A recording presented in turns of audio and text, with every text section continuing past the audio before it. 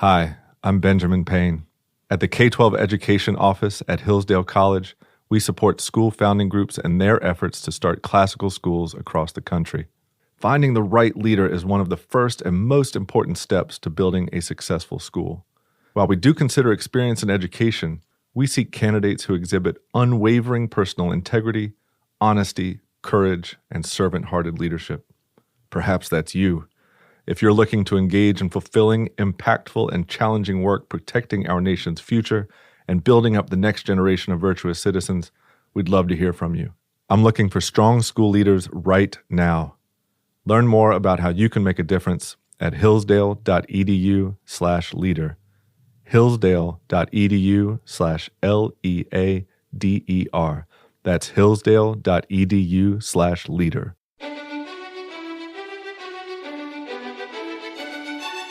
Welcome to the Hillsdale College K-12 Classical Education Podcast, bringing you insight into classical education and its unique emphasis on human virtue and moral character, responsible citizenship, content-rich curricula, and teacher-led classrooms. Now your host, Scot Bertram. Thanks for listening. The Hillsdale College K-12 Classical Education Podcast is part of the Hillsdale College Podcast Network. More episodes at podcast.hillsdale.edu or wherever you get your audio. You also can find more information on topics and ideas discussed on this show at our website, k12.hillsdale.edu. We're joined today by Lindsay Horton. She is an Institutional Advancement Associate at Hillsdale College, also one of the first of approximately 40 families that have moved to Hillsdale, Michigan to attend Hillsdale Academy. We're going to hear some of her story with us today. Lindsay, thanks so much for joining us. Thank you. It's a pleasure to be here with you. So, as we mentioned, you're one of perhaps 40 families or so and one of the first to move to Michigan, specifically to attend Hillsdale Academy. When did you make that move and where did you come from? Yes, our family made that move in 2003. So I started at the academy my junior year of high school, and we moved from Temecula, California, which is down in south, a little north of San Diego. The climate was one of the big changes, I would imagine? Absolutely. That was probably the most shocking part of the move altogether. The snow was magical for a couple of days, and then the reality of it set in. Someone had to shovel it. That was the reality of it. Exactly. So what was the catalyst for thinking about this change, this move? You're in California. I assume there are some educational options out there. Describe what was happening in your life around this time that you even thought about changing schools. Absolutely. One would think, with California and the population density, that there would be an option. So our story really goes back to the 90s as I was starting to mature and get into junior high. My parents were looking ahead at high schools. They were finding that they'd have to start looking into the Los Angeles or San Diego areas and having a commute of over an hour even to find a school that satisfied what they were looking for in their curriculum. So basically where we were, your choices were public school, private school, which in that area was mostly fun and parties and showing off money, really. They weren't focused on the studies. They really didn't find much of what they wanted. And so my dad and a couple other parents who thought similarly decided, let's start talking about and exploring the idea of a charter school and setting up our own. And so they were looking for curriculum models. And in the course of this journey, they discovered Hillsdale College and thus Hillsdale Academy. So the Barney Charter School initiative didn't exist yet. Basically, they found this curriculum floating out there with the various networks and contacts that the academy and the college did have at the time. And my father and his associates reached out and went and visited ultimately prior to starting our charter school. But they had a lot of discussions with the academy at that time and how do we implement something like this? So it was kind of the beginnings of these conversations, looking way, way back in what has now become the Barney Charter School Initiative and the K-12 program. So what begins to happen, or how do these discussions unfold where it becomes even a distinct possibility, or even a small possibility, that you'd make a move halfway across the country, that the academy itself would be an option? When does that begin to enter the picture? That begins to enter the picture a couple years after the charter school started.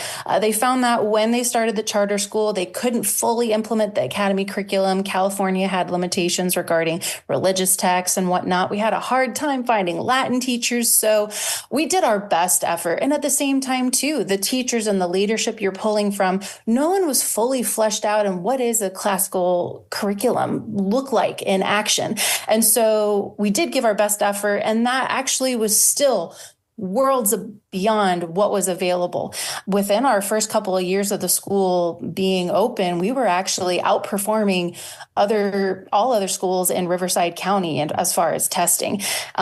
So there was definitely that success there to show that a classical curriculum does work. And I was finding that it was truly, truly starting to satisfy me educationally. I was fueling that thirst for knowledge, that curiosity was being satiated. One standout experience for me that I'd like to share was my 7th and 8th grade teacher, Mrs. Naw there. She made it her mission to teach us how to write and she created an environment that helped us grow in our writing skills. So we would do these exercises out of these old primers from the turn of the century.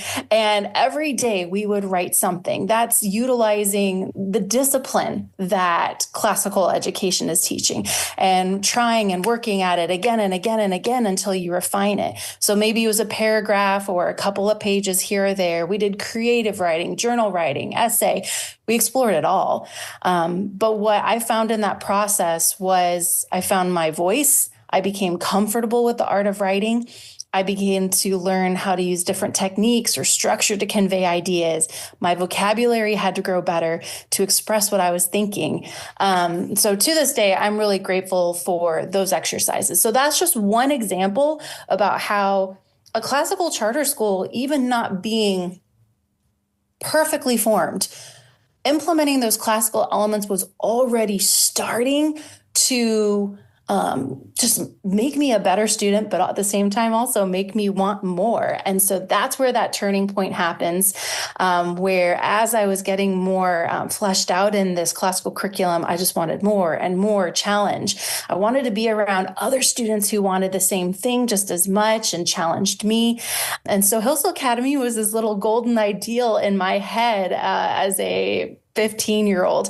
And so I actually wrote my parents an essay. To this day, they gave it back to me actually for Christmas as a little nostalgic thing. And my essay is asking them, can I please be homeschooled in the full academy curriculum because I want to be challenged more? Or can you send me to go live with a family and go to the actual academy itself? And so that just started that conversation with my parents. And they realized, you know what, this move, this sacrifice was worth the gain for a fully invested classical education for not just myself, but for my sisters. It was a family decision that they made in order to just provide the best for us. Making that decision goes far beyond materially making sure your children are taken care of. You're investing in your children's future and their mind and their wellness and how they think. You're preparing them for the world ahead. So it was really the best decision that they ever could have made for us. I want to pause here for a moment before we get to your arrival at Hillsdale and just ask specifically, I guess, what kind of a student can identify that at such a young age? Meaning, how did you know you wanted to be challenged? Why? In other words, why couldn't you slide by, right? What was not good enough, or how did you know it wasn't good enough for you and that you craved more from your education even at a young age? What was inside of you that told you that? Yeah, why wasn't I just happy coasting along and getting straight A's? And why did I feel that need to push and demand more? Yes. I would credit it to an inner hunger, and it could partly be personality, but I think a lot of it too was our family upbringing. I was just I think we infused a lot of classical elements in our family unit itself. My parents always asked us thoughtful questions around the table. We had discipline, we had structure, and we're constantly encouraged and pushed to demand excellence, but also to explore and want more. That just the base isn't good enough. And then just seeing good habits at the household of reading, double checking your work and making sure you have done your best and you're thorough. And then lastly, and most importantly, is what you are doing virtuous? Is it good? Are you being a role model to others and a role model of citizenship to the world? And so I think it's that whole bigger picture of what was inculcated at home, as well as once I was starting to get that classical curriculum, it was almost bringing things to life more so, rather than living in two separate worlds. So I would also credit my home life to that.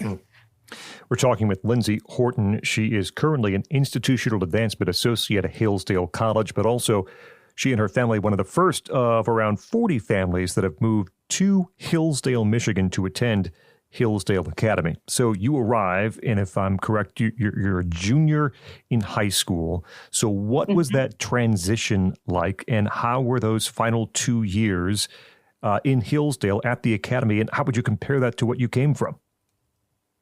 I mean, yes, being a junior in high school, usually that could be semi-traumatic, some kids would say, especially when you're a teenager being taken away from your friends or the things you love. But for me, it was more exciting than anything. And I think that's in part, I was asking for that change. I was wanting it. So I had, trepidation for all the new and exciting things to come. So I probably had a different response than some kids would. But there was a lot of change. I think you were right at the beginning. Weather was really kind of the biggest one. But I did have to give up, sports. I was on the cusp of joining a club soccer team back at home. I was heavily involved in theater. I had to give that up because I moved from a populated city in California to a small rural town in Michigan, and not all of that was available. But the Academy was able to help fill in some of those holes because, there was athletics at the Academy I threw myself into, student government, making friends. But what was really nice too is the Academy's connection to the college let me continue to explore my vocal training and theater at the college. So that was a wonderful, wonderful opportunity. I actually, as an adult, I am amazed looking back that the college is so openly welcoming to people of all ages to explore. And so they don't close the doors to the Academy kids because they're in high school. They welcome them with full arms. And so that was really standout for me. But going back to the crux of your question, so the biggest change I would say was really just the way of life. I think I was more excited than anything for the challenges to come. What does it mean to be excited about school? What does it mean for a student to know that they're going to be challenged, that they're in an environment that will best help them to learn? And what maybe were those attributes that you saw at the Academy that checked those boxes for you after you arrived? I would say that steeping oneself in a classical curriculum, it at its core touches upon those things that are good and true and beautiful, and that it resonates with us so well that it makes you hungry for more. As your breadth of knowledge grows and you learn skills that teach you to think more critically, analytically, more broadly, you find that you get better at the work, you get better at learning, and it's even more rewarding in a sense. You feel like you're truly living a life well lived, and you just want more of that. So after graduation from the Academy, you go on to attend college. You're at Hillsdale College. I have to ask, did you consider anywhere else? Did you look anywhere else? Did you know Hillsdale would be the right transition for you? I did. I went on to become a full-time student at Hillsdale, but I, like any other high schooler, looked at other schools. I was accepted. I remember doing a tour of U Chicago and many, many others. But in retrospect, I kind of think my applications to those schools, I sandbagged them because I knew deep down I wanted to go to Hillsdale. While I was a student at the yeah, now hindsight's 2020, right? But when I was a student at the Academy, what was one of the really nice advantages, in addition to them allowing me to do voice and theater with the college, I was also allowed to take college classes. And so I took Western Heritage and American Heritage up the hill. I would trudge up like all the college students for an 8 a.m. class. And then when I was done, head on back over to the Academy for the rest of my classes. But that individual experience with that one college class, that helped me see how the bar just keeps rising, how going to Hillsdale College wouldn't just be a comfortable continuation of Hillsdale Academy. It's making it to the whole next level. And I was able to see almost my world ahead if I were to continue to stay on at the college. I encountered readings, ideas, and philosophies that I never engaged with before. And but at the same time, I knew I wanted to do it at Hillsdale College because I have been equipped through a classical education with those tools, with that mentality to take on the challenge. One of my favorite things is our motto, Virtus tenta mina gaudet, and that means strength rejoices in the challenge. And really, I knew that the Academy equipped me and I could take on this challenge, and I wanted to, and I knew that the work would be worth it. If most obviously the Academy was a good preparation, good stepping stone into college, would you say that also the time at Hillsdale Academy and the classical education that you experienced was also a good preparation for what would await you in life after college? Oh, absolutely. I mean, so beyond just teaching you knowledge, you're also learning skills to live the good life. You're learning how to consider things more openly and broadly, to weigh all options and then weigh them against the virtues and the knowledge and the wisdom that you have grown in.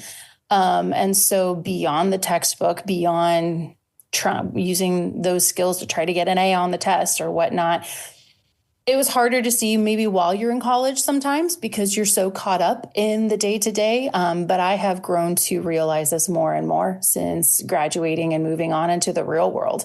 I'm actually shocked the moments I stop and think how often those things that I learned at Hillsdale and shaping my habits and my thought really has impacted the rest of my life post-graduation.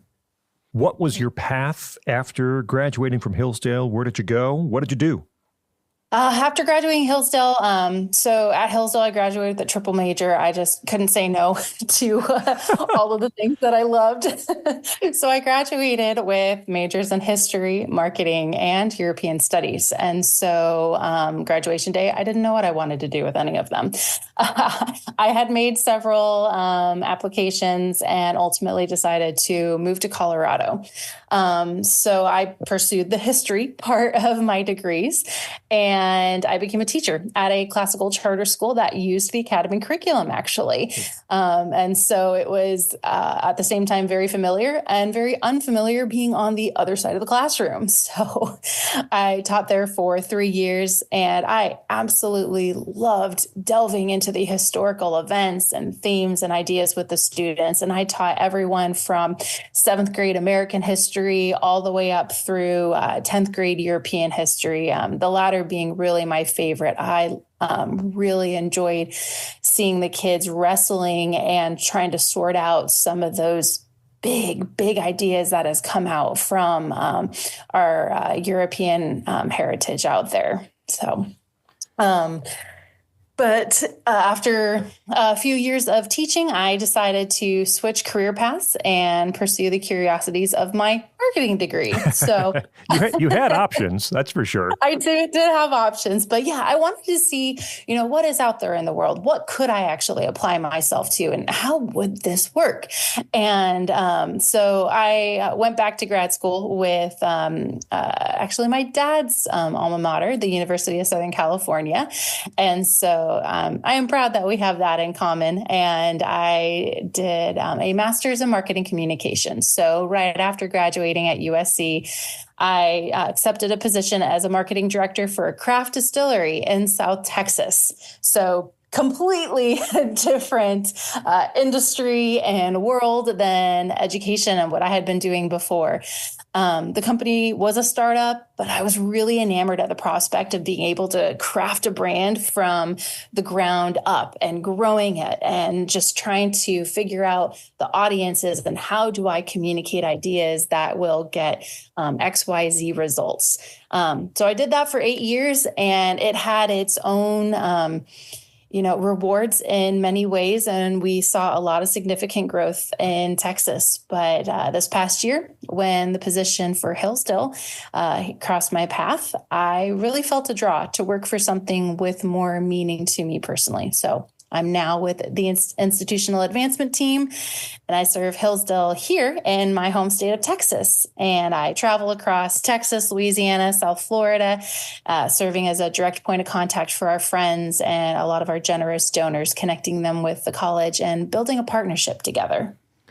When you look back to 2003, 22 years ago, as we talk here today, wow, and see now what the Hillsdale College K-12 education office does and the activities that they're involved with, and classical education across the country and charters, are you at all surprised that it has grown the way that it has, that other students, families like yours have found the education that's offered through Hillsdale K-12?